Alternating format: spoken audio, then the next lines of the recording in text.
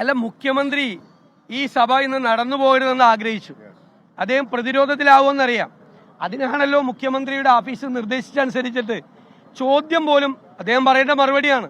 അദ്ദേഹം പ്രതിരോധത്തിലാകുമെന്ന് കരുതിയാണ് ചോദ്യം പോലും വരാതെ, സഭയിൽ വരാതെ അദ്ദേഹം ശ്രദ്ധിച്ചത്. അദ്ദേഹം ഭയന്നാണ് ഇരിക്കുന്നത്, ഭീതിയിലാണ് നിൽക്കുന്നത്.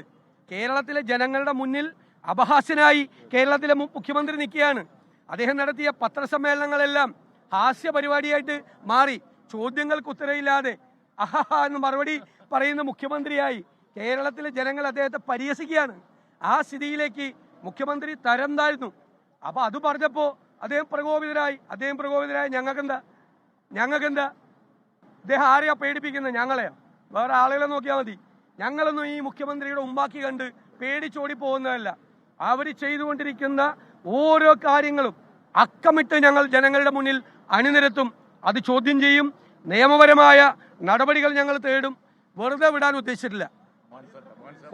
കേരളത്തിന്റെ ബഹുമാനപ്പെട്ട പ്രതിപക്ഷ നേതാവും പ്രതിപക്ഷ ഉപനേതാവും നേതൃത്വം കൊടുത്തുകൊണ്ട് ഞങ്ങൾ MLA-മാർ ഒറ്റക്കെട്ടായി സർക്കാരിന്റെ തെറ്റായ നിലപാടുകൾക്കെതിരായി സഭാ സമ്മേളനം ഇന്നത്തേക്ക് പിരിഞ്ഞു. അതിനുശേഷം പ്രതിപക്ഷവും ഭരണപക്ഷവും സംസാരിക്കുന്നുണ്ട്.